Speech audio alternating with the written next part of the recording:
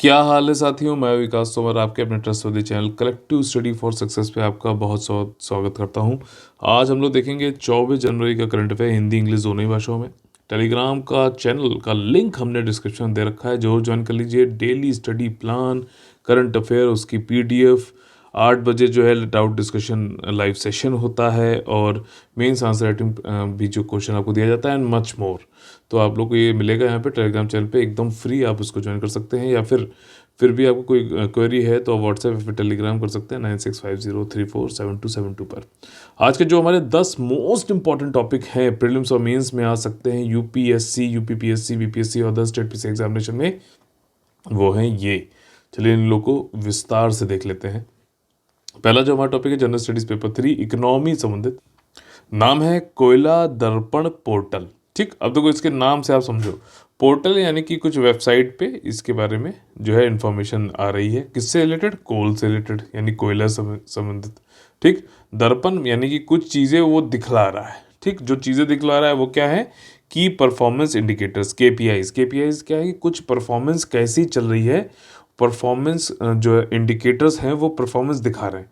वो 6 इंडिकेटर इसमें डाले गए हैं इस पोर्टल में। कौन कौन से भाई साहब?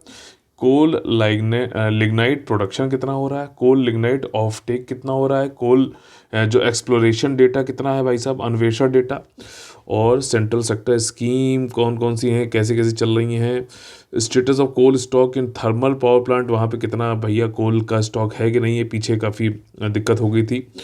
और छठा है कि infrastructure project, allocation of block, और monitoring of major coal mines, और कोल प्राइस। तो ये जो सारी चीज़ें हैं आपकी केपीआईज इसके अंतर्गत डाली गई हैं कोयला दर्पण पोर्टल के अंतर्गत। ठीक, ये इसका वेबसाइट का लिंक है, मिनिस्ट्री ऑफ कोल पे आप जाकर इसको देख सकते हैं। अगला जो हमारा टॉपिक है general studies paper 3 science and technology संबंधित, देखिए डीप ओशियन मिशन। ठीक, ये फोटो ये हम लोग ने कवर भी किया है पहले।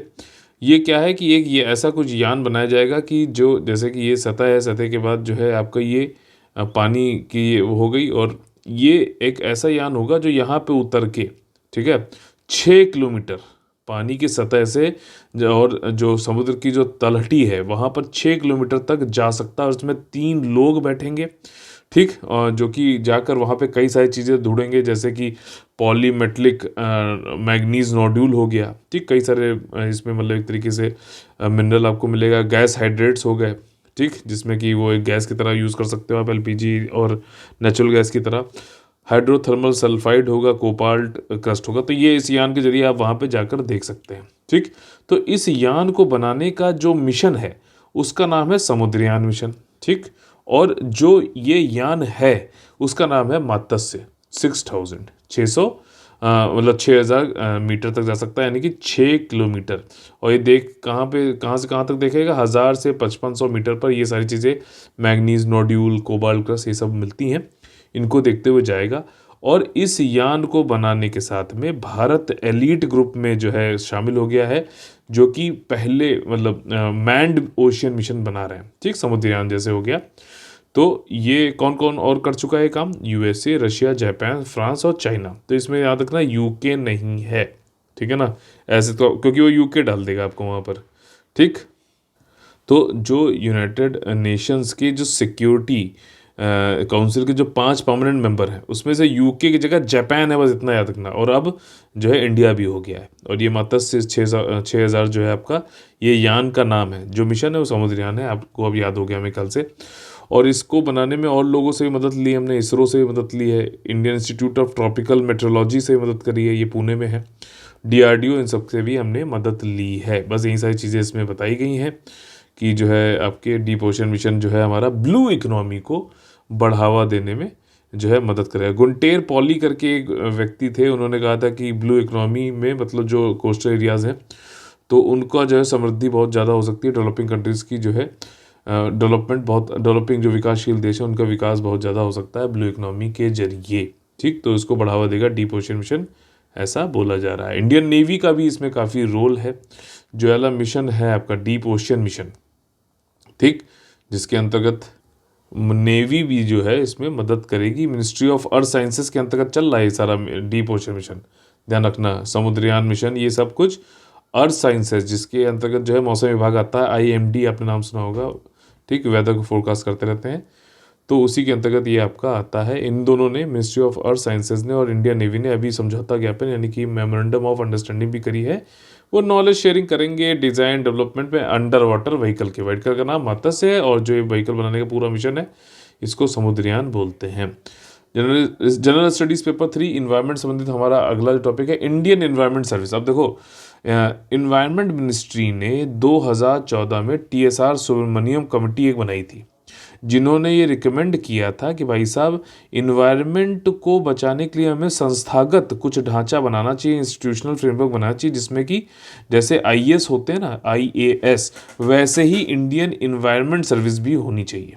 ठीक, तो यहाँ पर इनकी कमेटी की रिपोर्ट की जो रिकमेंडेशन थी उसी को बेस बनाते हुए एक जो है एडवोकेट है समर विजय सिंह, इन्होंने सुप्रीम कोर्ट में केस डाल दिया कि भाई साहब पता करो सुप्रीम कोर्ट महोदया कि ये इंडियन इन्वायरमेंट सर्विस के बारे में क्या किया गवर्नमेंट ने, आप उनसे पूछो। और सुप्रीम कोर्ट ने कहा है, मांगा है गवर्नमेंट से रिस्पांस कि भाई साहब क्या कर रहे हो, इंडिपेंडेंट इन्वायरमेंट सर्विसेज जो थी ऑल इंडिया सर्विसेज वाली, उसके बारे में क्या किया। TSR सुब्रमण्यम कमेटी आपका इन्वायरमेंट मिनिस्ट्री बनाई थी, ध्यान रखना ये। ठीक, अब देखो इंडिया में वैल्यू एडिशन है, ऑल इंडिया सर्विसेज जो है कितनी है आपकी, देखो एक तो है IAS, दूसरी है IPS और तीसरी इंडियन फॉरेस्ट सर्विसेज है। कई लोग इसको फॉरेन सर्विसेज समझ लेते हैं, नहीं, फॉरेस्ट सर्विसेज। यही अभी 3 ऑल इंडिया सर्विसेज हैं। इसके अलावा IJS यानी कि इंडियन जुडिशियल सर्विसेज का हो चुका है बिल, लेकिन इसको अभी लाया नहीं गया है, मतलब जो है ग्राउंड पे। ठीक, और ये जो है आपका आर्टिकल नंबर 311 या 312 में से बताइए किस आर्टिकल के अंतर्गत आता है। और इस तरीके का ऑल इंडिया सर्विसेज को बनाने के लिए कोई जो है बिल आएगा, मतलब जो लॉ बनाने के लिए आएगा बिल, उसको सबसे पहले हमें राज्यसभा में ही इंट्रोड्यूस करना होता है। ये मैंडेटरी है, ध्यान रखना। तो ये वैल्यूडेशन, अब कई लोग पूछते हैं कि सर नोट्स कैसे बनाए, तो नोट्स तो देखो ये तो PDF तो मिलती है ना आपको, लेकिन जो ये एनोटेशन करके वैल्यूडेशन बताता हूँ मैं, कुछ कीवर्ड्स पे ध्यान देता हूँ, सिर्फ उतना लिख लो और क्या। ठीक, तो ये सारी चीज़ें हैं। अगला जो हमारा टॉपिक है जनरल स्टडीज पेपर 3 इकोनॉमिक्स संबंधित स्टार्टअप। देखो स्टार्टअप का यहाँ पे मेन चीज़ ये बताई गई है, नेस्कॉम और जिनोम ने एक नई स्टडी करी, उसमें बताया कि भाई साहब कोविड-19 जब हुआ तो स्टार्टअप जो थे उन्होंने ज़्यादा पैसा जो है उन्होंने जो है ऑक्यूपाई की, मतलब ज़्यादा पैसा उनको मिला। ठीक, रिकॉर्ड $24 बिलियन जो है, जो कि 2 गुना ज़्यादा बढ़ गया आपका प्री कोविड लेवल से। कोविड से पहले जितना मिलता था उसके 2 गुना ज़्यादा पैसा मिला, ऐसा नेस्कॉम जिनोम ने बताया है। ठीक, तो यहाँ पर ये कह रहे हैं स्टडी में कि स्टडी का नाम था Indian tech startup ecosystem year of the titans. ठीक, तो इसमें उन्होंने बोला कि 2250 स्टार्टअप जो है 2021 में ऐड हुए, और जो कि 600 ज़्यादा थे 2020 से। और यहाँ पर इन्होंने कहा पैसा भी भाई साहब 2 गुना बढ़ गया प्री कोविड लेवल से, और 3 गुना बढ़ गया हाई वैल्यू, मतलब हाई वैल्यू जो डील्स हो रही थी वो 3 गुना बढ़ गई, ज़्यादा लोग इसमें जो है इन्वेस्ट करने लगे। तो कोविड-19 कई लोग के लिए आपदा रही, कई लोग के लिए जो है अपॉर्चुनिटी हुई, अब आप देख सकते हो। ठीक, तो यहाँ पर क्या हो रहा है, तो ये यही सारी चीज़ें उन्होंने बताई है। जो सेक्टर्स हैं जहाँ पे ज़्यादा जो है स्टार्टअप को पैसा मिला, वो सेक्टर्स हैं BFSI यानी कि banking, financial services, insurance, edutech, ठीक, और retail and retail tech, food tech, supply chain management and logistics and mobility. ठीक, on the back of internet commerce, freelancers and service industries, indirect jobs भी जो है recover हुई हैं। एक बहुत ही महत्वपूर्ण यहाँ पे न्यूज़ आ रही है जनरल स्टडीज़ पेपर 3 इन्वायरमेंट और ज्योग्राफी से संबंधित भी। देखिए यहाँ पर क्या है कि सरस्वती रिवर, आप लोगों को पता होगा कि जो प्रयागराज में जो प्रयाग होता है आपका, वो होता है गंगा, जमुना और सरस्वती का। ये चीज़ हमें जो है अपने वेदों से पता चलती है, लेकिन सरस्वती रिवर अभी इस समय गायब हो गई। ठीक, क्योंकि हुआ क्या कि जो जहाँ से जैसे हिमाचल और हरियाणा होते हुए आती थी, और ये यमुना के साथ जैसे गंगा ये आ रही है, फिर यहाँ पे यमुना आ रही है, ऐसे ही जो है आपकी ये भी जुड़ती थी सरस्वती। लेकिन यहाँ का जो पठार था वो उग गया उठ। ठीक, उठने की वजह से क्या हुआ, ये पानी यहाँ की वजह ऐसे हो गया। समझ में आ रही बात। तो ये जो चैनल है, ये तो हम देखते हैं, जब सेटेलाइट इमेज देखते हैं तो हमें दिखता है कि सरस्वती रिवर पहले होती थी, तो इसको हम लोग पैलियो जो है चैनल भी बोलते हैं इंग्लिश में। ठीक, तो ज्योग्राफी में पूछा जा सकता है। तो लेकिन अभी क्या कर रहे हैं, हम इसको फिर से पुनर्जीवित कर रहे हैं और इसके लिए एक समझौता ज्ञापन हुआ है भाई साहब, दो स्टेट के बीच में, हरियाणा और हिमाचल प्रदेश।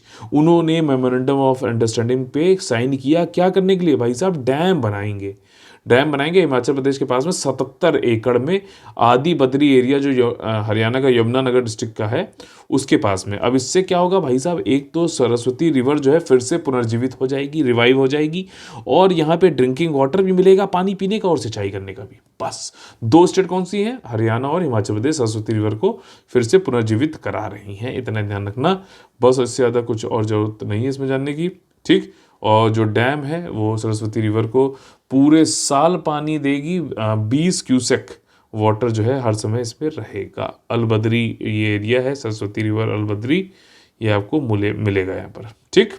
याद रखना दो स्टेट कौन कौन से हैं। जनरल स्टडीज पेपर 3 इन्वायरमेंट संबंधी देखिए, होगे ना कल, ये प्रोजेक्ट जो है, ये प्रोजेक्ट है आपका तमिलनाडु का, ये ध्यान रखना।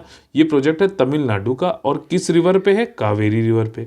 अब आपको मालूम है, मैंने कई बार ये पढ़ाया भी आप लोग, कावेरी रिवर पे इंटर स्टेट वाटर डिस्प्यूट चलता रहता है, जिसपे कि कावेरी ट्रिब्यूनल ने कुछ अवार्ड भी दिया था। ये कावेरी रिवर से संबंधित जो डिस्प्यूट है वो किस किस स्टेट्स के बीच में है? कर्नाटका, तमिलनाडु, आपका केरला और पुदुचेरी भी है इसमें, ध्यान रखना। तो इसने कावेरी की जो ट्रिब्यूनल बनी थी उसने अवार्ड यानी कि जजमेंट जो दिया था उसमें बांट दिया था भाई साहब कि कर्नाटक को कितना पानी मिलेगा, कितना जो है तमिलनाडु को मिलना चाहिए, कितना केरला, कितना पुदुचेरी को, ठीक। लेकिन फिर भी यहाँ पर तमिलनाडु ने क्या किया कि इन्होंने एक एरिया है, ठीक है ना, एक एरिया है तमिलनाडु और कर्नाटका के दोनों के जुरिस्डिक्शन में पड़ने वाले एरिया में, कर्नाटका से बिना पूछे हुए, कावेरी जो ट्रिब्यूनल का अवार्ड था उसको बिना महत्व दिए हुए खुद से ये प्रोजेक्ट बनाए जा रहे हैं, ठीक। तो इसका कर्नाटका गवर्नमेंट ने, तमिलनाडु बनाया जा रहा है, तो कर्नाटका गवर्नमेंट ने ये अभी कहा है कि हम इस प्लान का अपोज करेंगे, ठीक। जो होगनकल कंबाइंड ड्रिंकिंग वाटर प्रोजेक्ट है तमिलनाडु का, उसका हम अपोज करेंगे। और ऐसा जो है ये जो M.K. स्टालिन है, चीफ मिनिस्टर है तमिलनाडु के, उन्होंने DPR बना लिया था, ड्रिंकिंग वाटर करने की कोशिश कर रहे थे ये इस प्रोजेक्ट के जरिए। बट जो है इसमें कौन कौन से डिस्ट्रिक्ट के लिए जो है ड्रिंकिंग वाटर का एम किया जा रहा था तमिलनाडु के द्वारा? कृष्णा नगरी और धर्मापुरी। कर्नाटका गवर्नमेंट ये कह रही है कि भाई साहब, एक तो ये जोग्राफिकल जुरिस्डिक्शन जो है वो दोनों कर्नाटका और तमिलनाडु दोनों में आता, तो ये अकेले कैसे बना ले रहे हैं। दूसरा, सर्वे ऑफ इंडिया ने आज तक फाइनलाइज नहीं करी है कर्नाटका और तमिलनाडु बॉर्डर जो है होगनकल में, वो बॉर्डर कहाँ से जा रहा है। तो मतलब दोनों लोग का ही जो है इस एरिया पे स्वामित्व है, तो अकेला कैसे तमिलनाडु खींच रहा है ये वाला प्रोजेक्ट, ये चीज़ है। और कोई भी प्रोजेक्ट जो है बनेगा, तमिलनाडु बनाना चाहता है कावेरी के बेसिन पे। कावेरी बेसिन मतलब जो रिवर है उसकी कई सारी जो सहायक नदियां हैं, तो उस बेसिन पे कोई भी प्रोजेक्ट अगर तमिलनाडु बनाना चाहता तो उसको पहले मतलब जो एलोकेशन ऑफ वाटर ट्रिब्यूनल ने किया था, कावेरी वाटर डिस्प्यूट ट्रिब्यूनल ने, या फिर सुप्रीम कोर्ट ने भी जो ऑर्डर दिया है उसको बदल नहीं सकता है। लेकिन इन्होंने यहाँ को देखा ही नहीं, और इन्होंने तमिलनाडु ने ट्रिब्यूनल और सुप्रीम कोर्ट से कोई बात भी नहीं करी। और जो सेक्शन 13 है कावेरी ट्रिब्यूनल ऑर्डर का, वो ये कहता है कि भाई साहब होगनकल प्रोजेक्ट को हमें सेंट्रल वाटर कमीशन से कराना पड़ेगा, लेकिन तमिलनाडु अकेले ही कर रहा है। तो अब जो है, अब आपको समझ में आ गया होगा कि आगे क्या होने वाला है। कोई कमेंट करके बताएगा क्या होगा, ठीक। अगर समझ में आई है एनालिसिस तो। जनरल स्टडीज पेपर 3 इन्वायरमेंट संबंधित, living root bridges of Meghalaya, बड़े सुंदर हैं यार, देखो इसे, ये देख रहे हो, ये जो है रबड़ का पेड़ है, इनकी जो जड़ें होती हैं उनको इस तरीके से ये लोग बढ़ाते चलते हैं कि पानी देखो नीचे जा रही रिवर, और उसके ऊपर ये ब्रिज की तरह बन जाते हैं। कितना बढ़िया लग रहा है, हैरी पॉटर का सीन लग रहा है मुझे तो ये पिक्चर का। और इसको क्या है कि ये मेघालय में होते हैं, ये UPSC पूछ भी चुका है भाई साहब, ठीक। तो अभी मेघालय को 50वां साल होने वाला है जब से ये स्टेट बना है आसाम से अलग होके। आपको पता होगा मेघालय आसाम हो गया अब ये, ठीक। और ये मेघालय गारो खांसी जयंतिया करके होता है सदर्न एरिया पे। ये वाले जो पेड़ हैं आपके रबड़ फिग ट्री, फिगस इलास्टिका, इसकी रूट को जो है गाइड करते हुए प्लेएबल रूट्स होती हैं, निलंबन पुल की तरह बना देते हैं, और पानी नीचे से बहता रहता है, और लिविंग रूट ब्रिज इसको बुलाया जाता है, ठीक। तो जब 50वां साल हो तो यहाँ के जो CM है मेघालय के, संगमा जी, वो चाहते हैं कि यूनेस्को वर्ल्ड हेरिटेज साइट का टैग मिल जाए भाई साहब इन लिविंग रूट ब्रिजेस को। इसके लिए जो है इन्होंने मतलब कोशिश कर रहे हैं। तो जूलॉजिकल सर्वे ऑफ इंडिया ने ये कहा है कि कुछ ग्रीन रूल्स जो हैं तुम उसको अपनाओ भाई साहब मेघालय, तो तुमको वर्ल्ड हेरिटेज साइट जो है यूनेस्को के द्वारा जो दी जाती है वो मिल जाएगी। ठीक, कौन सा पेड़ है? रबड़ फिग ट्री है, और इसकी रूट्स को थोड़ा सा गाइड किया जाता है, लिविंग रूट ब्रिज बोला जाता है, और ये रूट ग्रो होते हैं और मजबूत भी होते जाते हैं समय के साथ में। ये आपके मेघालय के सदर्न पार्ट में, दक्षिणी उसमें पाया जाता है। कौन कौन से हिल्स हैं? गारो, खांसी और जैंतिया। अगला जो टॉपिक है जनरल स्टडीज पेपर 3 इन्वायरमेंट संबंधित, एस्पीडियोटस नेरी। कुछ नहीं समझ में आया? देखो, कोई समझने की ज़्यादा जरूरत भी नहीं है, सिर्फ जो मैं बोलूँगा उसको ध्यान रखना। कश्मीर, हिमाचल प्रदेश, ठीक, और उत्तराखंड, इन तीनों जगह पे होता है सेब। कौन सा? आईफोन वाला नहीं, एप्पल सेब जो हम खाते हैं, किन्नौरी और ये सारे। इन्होंने ये कहा है, तीनों लोग ने मिलके मिनिस्ट्री ऑफ एग्रीकल्चर से, कि भाई साहब ये कई सारे लोग जो है ईरान से एप्पल्स को इंपोर्ट कर ले रहे हैं और यहाँ पे इलीगली सेल कर रहे हैं बहुत ज़्यादा पैसे पे। चलो वो तो चलो हम आपको रोकना ही है, साथ ही साथ एक चीज़ हम और आपका ध्यान आकर्षित करना चाहते हैं एक तरफ, कि यहाँ से ईरान से पहले भी जब कीवी वीवी मंगाई गई थी तो एस्पीडियोटस नेरी नाम का जो है एक कीट आ गया था, जो एक पेस्ट आ गया था, जिससे कि बहुत ही ज़्यादा जो है खतरा पैदा हुआ था। और अगर फिर से इसको नहीं रोका गया तो हो सकता है कि पूरी पूरी जो है एप्पल की फसलें जो है बर्बाद हो जाए। तो ये चीज़ यहाँ पर इन्होंने एग्रीकल्चर मिनिस्ट्री को बोली है। सिंपल सी चीज़ है, ईरान से आ रहा है एस्पीडियोटस नेरी, एक पेस्ट है। ठीक, और इसके लिए देखो उन्होंने यहाँ पर एक एग्रीकल्चर यूनिवर्सिटी भी है, Sher Kashmir agriculture university and science and technology SKUAST करके नाम है, श्रीनगर की। इसने बोला है कि अगर इन पेस्ट को रोका नहीं गया टेरिटरी जहाँ पे एप्पल प्रोड्यूस होती हैं, तो ये कैटास्ट्रॉफी हो सकता, तबाही मच जाएगी भाई साहब। सेब ना मिलेगा, कीटाणु मिलेगा खाली। तो ये सारी चीज़ों को रोकना चाहिए। ठीक, ईरान से आता है, ध्यान रखना। General studies paper 1 art and culture संबंधित, अबाइड विद मी। अब देखो इसमें लिखा पढ़ी ज़्यादा है, लेकिन हम आपको बिल्कुल आसान भाषा में समझाएंगे। अमर जवान ज्योति कलम ने पढ़ा था कि इसको जो है वहाँ से, जहाँ पे था इंडिया गेट के जस्ट नीचे, वहाँ से बुझाकर और वॉर मेमोरियल जो बना हुआ है वहाँ पे जाके मर्ज कर दिया गया। ठीक, ये तो आपको समझ में आ गया। अब इसके बाद क्या है, अबाइड विद मी जब बीटिंग रिट्रीट होता था, रिपब्लिक गणतंत्र दिवस के सेलिब्रेशन में बीटिंग रिट्रीट होता है आफ्टर द 26 जनवरी, तो उसमें आखिरी में जो है अबाइड विद मी नाम की एक जो है वो बसती थी, शोकपुर हाई पॉइंट बसता था, ठीक है ना, समापन में। अब इसको भी हटा दिया गया है। ठीक, इसको हटा दिया गया, एक तरीके पोएम समझ सकते हो, हाइम समझ सकते हो। ठीक, जिसको गुनगुनाया जाता था अंत में, गणतंत्र दिवस के समारोह के अंत में। अब ये सब जो है ये आपका प्री मॉडर्न वर्ल्ड में हेनरी फ्रांसिस और English composer William Henry monk की वोकेटिव टोन बजाते थे, तो एक तरीके से अंग्रेजों का वो सब लगता था कि जो प्रचलन है वो हम फॉलो कर रहे हैं। तो इसको हटा दिया गया है और अब जो है उसकी जगह पे लाया गया है ऐ मेरे वतन के लोगों। अब ये बजेगा इसकी जगह, अबाइड विद मी की जगह, और इसको कवि प्रदीप जी ने लिखा है। ठीक, जब इंडिया चाइना का वॉर हुआ था उसके बाद जो 1963 में पहली बार 27 जनवरी को ये गाया गया, इसको कंपोज किया गया था आपका सी रामचंद्रा के द्वारा, और लता मंगेशकर जी ने इसको गाया था। और कहा जाता है कि जवाहरलाल नेहरू जी रोने लगे थे ये गाना सुनते हुए। और ये इंडियन फिल्म इंडस्ट्री ने इंडियन वॉर विडो जो विधवाएं थी उनके लिए पैसा जुटाने के लिए गाना जो है चलाया गया था। तो यही वाला अब ए मेरे वतन के लोगों जो है गणतंत्र दिवस के समारोह में एंड में अब ये बजाया जाएगा। बस इतना ध्यान रखना, कवि प्रदीप जी ने इसको लिखा है। ठीक, कवि प्रदीप जी ने इसको लिखा है। और इसके बाद क्या होता है कि जो ट्रूप्स होते हैं वो रायसीना हिल पे चले जाते हैं, और उस समय जो एक ट्यून बजती है, ठीक, वो बजेगी जो अलामा इकबाल का सारे जहाँ से अच्छा जो है उसकी ट्यून पे फिर ये ट्रूप चले जाएंगे। ठीक, लेकिन ये गाना गाया जाएगा, ये ट्यून बजेगी, उस पर जा चले जाते हैं ट्रूप्स रायसीना हिल्स पे। रायसीना हिल्स पे क्या है? प्रेसिडेंट हाउस है भाई साहब। ठीक, समझ में आ रहा कुछ? ये वाली बात है। जनरल स्टडीज पेपर 3 इन्वायरमेंट संबंधित, टाइगर एस्टिमेशन, बाघ का अनुमान। तो अब देखो यहाँ पर क्या है कि टाइगरों की, बाघों की जनगणना हो रही है, और ये बंदीपुर और नागरहोल में होगी, और ये पार्ट है ऑल इंडिया टाइगर और मेगा हर्बी वोर एस्टिमेशन। विशाल शाकाहारी भाई साहब कौन से हैं? एक तो हो गए हाथी जी और दूसरे हो गए गौड़। ठीक, एक तरीके का सांड होता है, देखना तुमसे, सांड होता है, बुल होता है, ठीक। तो ये मेगा हर्बीवोर, इनका एस्टिमेशन भाई साहब कितने हो गए? ऑल इंडिया टाइगर, इसको एस्टिमेशन करना है। हर 4 साल में ऐसा होता है।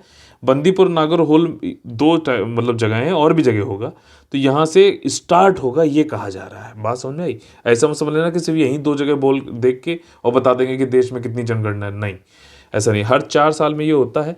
2006, 2010, 2014, 2018, अब 2022 में हो रहा है, ठीक है। और नागरहोल में 2018 में 125 टाइगर थे, उससे पहले 2014 में 72 टाइगर थे, तो काफ़ी ज़्यादा डबल हो गया भाई साहब, लगभग डबल हो गया, ठीक। नागरहोल टाइगर रिजर्व जो है ये कोडागू डिस्ट्रिक्ट, मैसूर, कर्नाटका में स्थित है। बांदीपुर नेशनल पार्क जो है चामराजनगर डिस्ट्रिक्ट, ये भी कर्नाटका में ही है। वहाँ पे इसको टाइगर रिजर्व बनाया गया था प्रोजेक्ट टाइगर के अंतर्गत 1973 के अंतर्गत, और ये नीलगिरी बायोस्फीयर रिजर्व का भी हिस्सा है 1986 से। अच्छा, अब की बार जो ये जनसंख्या निकाली जा रही है, जनगणना हो रही है, इसमें एम स्ट्राइप्स, इसको यूपीएससी पूछ चुका है भाई साहब कि एम स्ट्राइप्स किससे संबंधित है।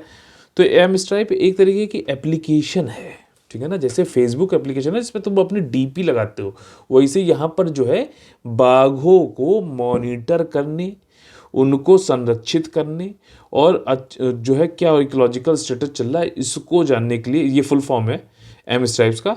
इस ऐप को यूज़ किया जाएगा टाइगर के काउंट करने के लिए, और साथ ही साथ एलिफेंट और गौड़ को भी काउंट करेगा, जो कि मेगा हर्बीवोर में आते हैं। ये ऐप इंश्योर करेगा कि डाटा जो है डिजिटाइज भी हो जाए, साथ ही साथ रियल टाइम बेसिस में, मतलब आप देख सकते हो कि आपने मतलब लगातार देख रहे हो, फिर 2 हो गया, 3 हो गए, तो आपको तुरंत दिखेगा। ये नहीं कि अभी किया और 1 हफ्ते बाद आ रही रिपोर्ट, रियल टाइम बेसिस पे एम स्ट्राइप्स ऐप्स के अंतर्गत आ जाएगा। समरी क्विक रिवीजन कर लेते हैं। 24 जनवरी का देखिए, कोयला दर्पण पोर्टल आपका जो है, आपको समझ में आना चाहिए कि कई सारे की परफॉर्मेंस इंडिकेटर्स, यानी कि कुछ इंडिकेटर्स होते हैं जो परफॉर्मेंस दिखलाते हैं, ये कोल मिनिस्ट्री पे ला दिया गया। पोर्टल है, वेबसाइट है, वहाँ पे आप जाके देख सकते हैं। Deep ocean mission Samudrayaan mission है, जिसके अंतर्गत जो है समुद्र की तलहटी पे जाकर, ठीक, 6 किलोमीटर तक जाकर पानी के अंदर कई सारे पॉलीमेटलिक मैग्नीज नोड्यूल है, कोबाल्ट क्रस्ट है, इन सबको देखना है। तो समुद्रयान मिशन के अंतर्गत जो यान बनाया जाएगा वो है आपका मात्स्य 6000, इसमें 3 लोग को ले जाया जाएगा। काफ़ी जो है इंपॉर्टेंट, इसमें इंडियन नेवी भी कोलैबोरेट कर रही है, साथ ही साथ जो है आपका इसरो से मदद ली आ रही है, डीआरडीओ से मदद ली आ रही है, और आईआईटीएम से भी मदद ली आ रही है, Indian institute of tropical metrology. बताइए कहाँ पर स्थित है? इंडियन एनवायरमेंट सर्विसेज जैसे आईएएस होता है, वैसे ही टीएसआर सुब्रमण्यम जी ने ये कहा था कि इन्वायरमेंट को संरक्षित रखने के लिए स्थायी रूप से कुछ संस्थागत संरचना करनी पड़ेगी, ढांचा बनाना पड़ेगा। तो इंडियन एनवायरमेंट सर्विस चालू करो। उसी को लेकर सुप्रीम कोर्ट में कई लोग एक चले गए, उन्होंने, सुप्रीम कोर्ट ने सरकार से रेस्पॉन्स मांगा। स्टार्टअप भाई साहब कोविड के टाइम पे उनको खूब पैसा मिला है, ठीक। सरस्वती रिवर जो है इसको रिवाइव करने के लिए समझौता ज्ञापन या फिर एमओयू हुआ है हिमाचल प्रदेश और हरियाणा के बीच में। और यहाँ पर अली बदरी जो एरिया है वहाँ पर डैम बनाया जाएगा। डैम के जरिए सरस्वती रिवर फिर से रिवाइव होगी, ड्रिंकिंग वाटर मिलेगा और सिंचाई भी होगनकल प्रोजेक्ट जो है तमिलनाडु जो है इसको चालू कर रहा है। हालांकि केरला इसको अपोज कर रहा है, सॉरी कर्नाटका अपोज कर रहा है इस प्रोजेक्ट को तमिलनाडु के, क्योंकि कावेरी रिवर पे हो रहा है। और कावेरी रिवर से पे जो एक ट्रिब्यूनल बनाया गया था डिस्प्यूट को हल करने के लिए, उसने कुछ सेक्शन में ये कहा गया था कि भाई साहब कुछ भी अगर करना है तो सेंट्रल वाटर कमीशन ही कर सकती है, लेकिन तमिलनाडु अकेले ही होकर नक्कल प्रोजेक्ट बना रहा है जो है पानी वानी देने के लिए लोगों को पीने का, लेकिन ये ठीक नहीं है। कर्नाटका इसका अपोज कर रहा है। Living root bridges of Meghalaya, ठीक, ये आपका फिग ट्री होता है, उसकी जड़ों से जो है पूरा पुल बन जाता है, बहुत ही खूबसूरत होते हैं। यूपीएससी एक बार पूछ भी चुका है इसके बारे में। अब इसको जूलॉजिकल सर्वे ऑफ इंडिया ने ये कहा है कि भाई साहब मेघालय का जो सपना है कि इन लिविंग रूट ब्रिजेस को जो है वर्ल्ड हेरिटेज साइट का यूनेस्को के द्वारा जो दिया जाता है उसका स्टेटस मिल जाए, तो कुछ ग्रीन रूल्स को फॉलो करना पड़ेगा। एस्पीडियोटिस नेरी, ये ईरान से आने वाला एक पेस्ट है, ठीक, इन्वेजिव एलियन स्पेशीज है, ठीक। और ये एप्पल के जो क्षेत्र हैं जैसे कि कश्मीर, हिमाचल प्रदेश और उत्तराखंड, वो लोग ये कह रहे हैं एग्रीकल्चर मिनिस्ट्री से कि भाई साहब इस पेस्ट को अगर नहीं रोका गया तो पूरे क्षेत्र में तबाही मच जाएगी, पेस्ट जो है सबको खा जाएगा, एप्पल की प्रोडक्शन बिल्कुल ख़त्म हो जाएगा। अबाइड विद मी जो आपका गणतंत्र दिवस के जो समारोह होता था उसमें आखिरी में बसता था, और उसके बाद जो है सारे जहाँ से अच्छा जो ट्यून है उस पर जो ट्रूप्स होते थे वो चले जाते थे रायसीना हिल्स प्रेसिडेंट हाउस की तरफ। लेकिन अब इसको भी हटा दिया गया। अब इसकी जगह क्या चलेगा, ऐ मेरे वतन के लोगों, कवि प्रदीप जी ने लिखा है, या अब ये बजा करेगा। उसके बाद फिर सारे जहाँ से अच्छा की ट्यून पे ट्रूप चले जाएंगे रायसीना हिल्स। टाइगर एस्टिमेशन के लिए एम स्ट्राइप्स का उपयोग किया जा रहा है। ठीक, बस इतना ही आज के जो है सेशन में। अगर आप लोगों को पसंद आया तो प्लीज़ लाइक का बटन तोड़िए, ज़्यादा से ज़्यादा लोग को जोड़िए, शेयर सब्सक्राइब और कमेंट करवा के। ठीक, इसी तरीके से आपको जो है बेहतर से बेहतर कंटेंट आपके लिए लाते रहेंगे। आप लोगों को फिर भी कोई डाउट होता है, कुछ पूछना है तो 9650347272 पे व्हाट्सएप या फिर टेलीग्राम कर सकते हैं। तो चलिए कल फिर से मुलाकात होगी सुबह 6 बजे। तब तक के लिए आप लोगों से लेते हैं अलविदा। जय हिंद, जय Bharat, all the very best है। वंदे वंदे मातरम।